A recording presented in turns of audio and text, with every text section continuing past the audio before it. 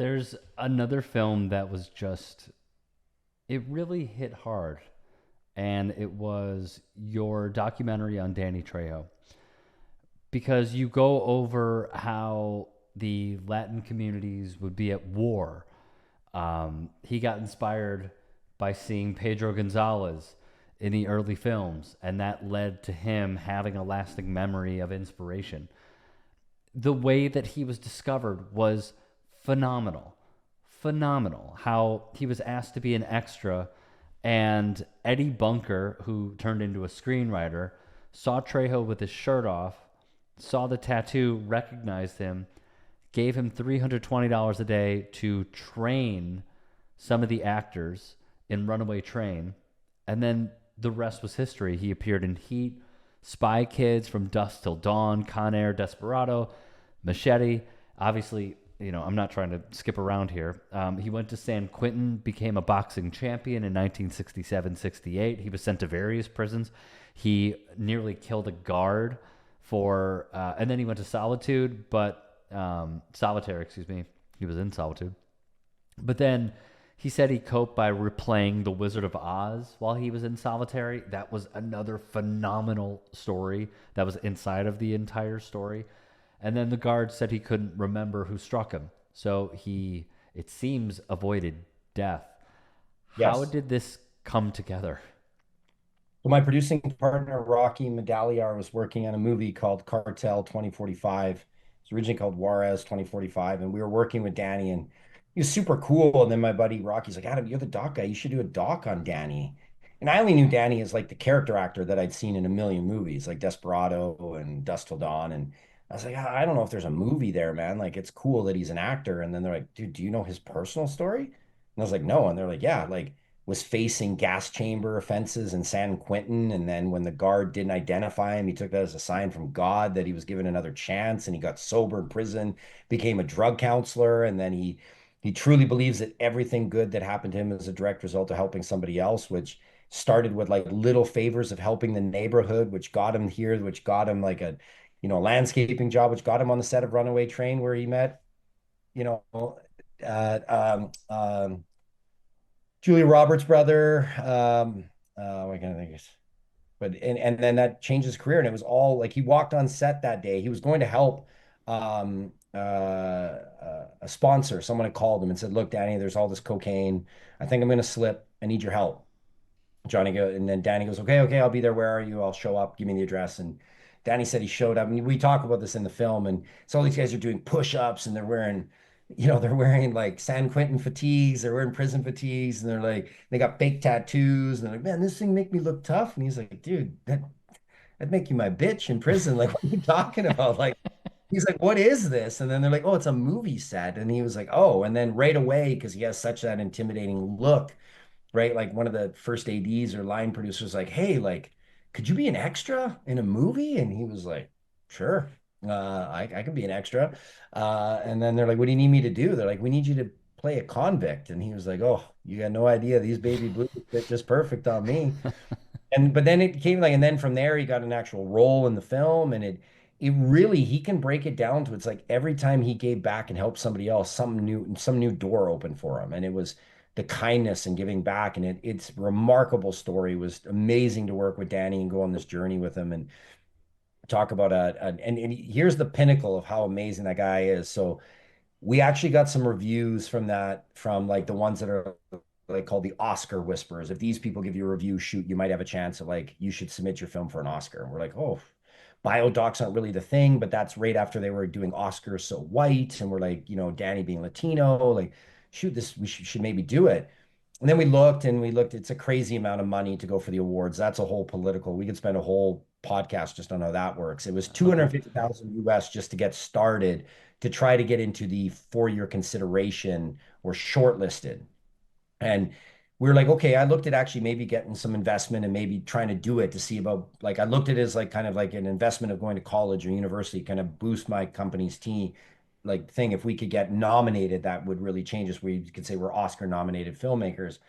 And then we called Danny, and this is the perfect example of the man he is he goes, oh yeah, that's cool. It'd be cool to like get my story to like nominate it or win an Oscar. But He's like, don't you think we could do so much more with that 250,000 to help the whole Oh country? yeah.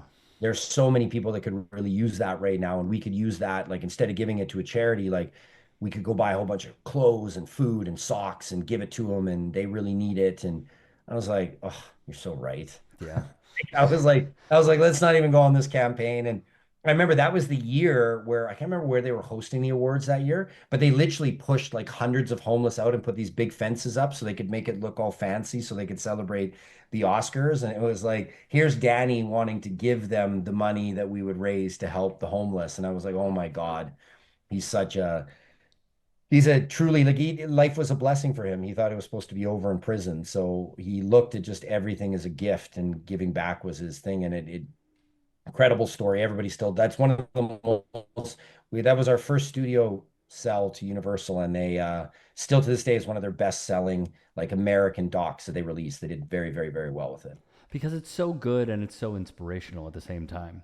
Mm. And to go further on how charitable he is, he, towards the end, you guys talk about this, he'll drive around the neighborhood giving out toys. He will speak at board meetings, get into it with city council members, which I absolutely love, holding the powerful accountable.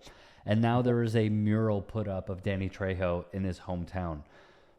What was the feeling when you interviewed him? I understand that he's larger than life, but what is the aura that he has and holds himself with? He is, and I'm not saying this just to say like he is so remarkably kind. Like he's very conscious that he used to, when he first came out of prison, he really intimidated people, right? Because of his look. And he said, you train, you have to untrain yourself. In prison, when we're involved in prison riots or fights, he's like, you have to look so intimidating that if there's a prison riot, some guy's like, no, I don't want to fight him. I'm going to fight the guy next to him because that guy looks too crazy, right? I'm going to go to him. He's like, so you don't realize that that was on me for years, that snarl, and like people are scared of you. So now when you interview him, he's like always brightening himself. He's like, hey, I'm Danny. Hey, I'm like, he exhausts himself because he's in his 70s, right? And he's always trying to show you like how kind and funny and he's really a big kid because a lot of his youth and childhood was taken away because he was in and out of juvenile detention centers and prison. He didn't really get to be a kid.